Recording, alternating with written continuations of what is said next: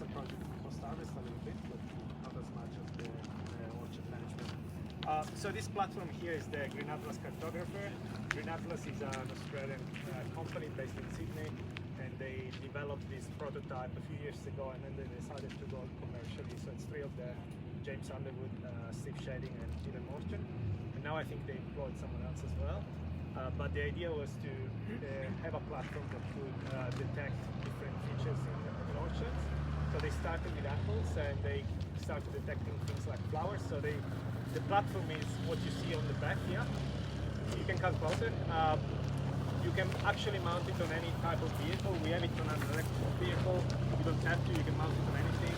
And it's got two cameras on each side that take 5 to 6 images per second.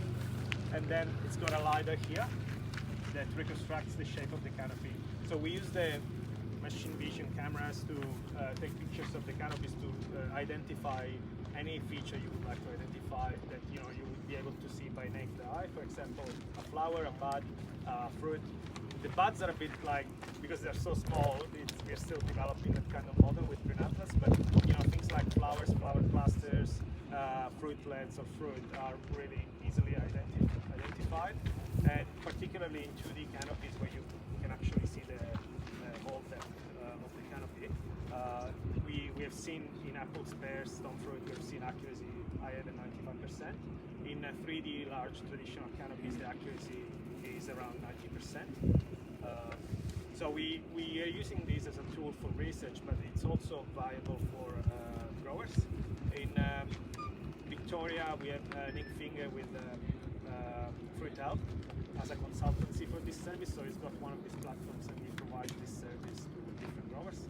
I'm not sure if I think he's done something on cherries.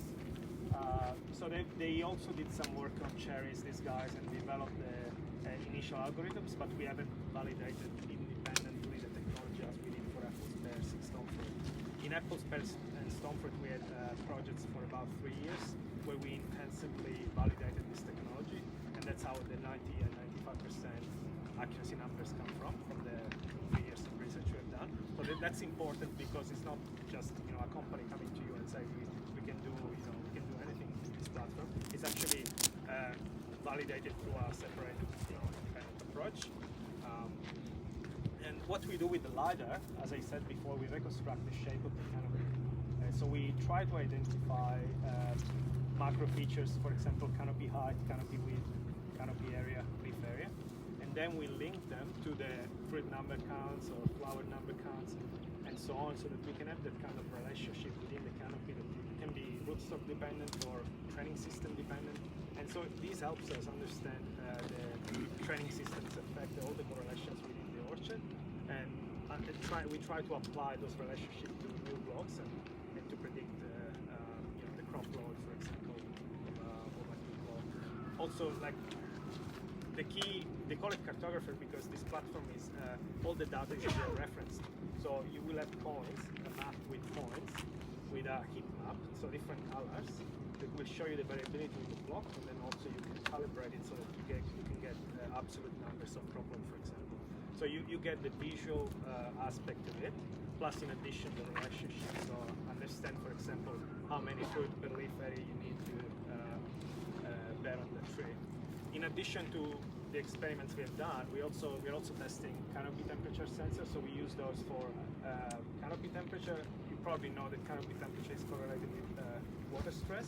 So when trees are stressed, the canopy temperature rises because they cannot regulate themselves as much. And we also have a little weather station here. We collect data continuously of humidity, relative humidity, temperature, VPD, and also a little CO2 sensor that we still don't know what to use it for.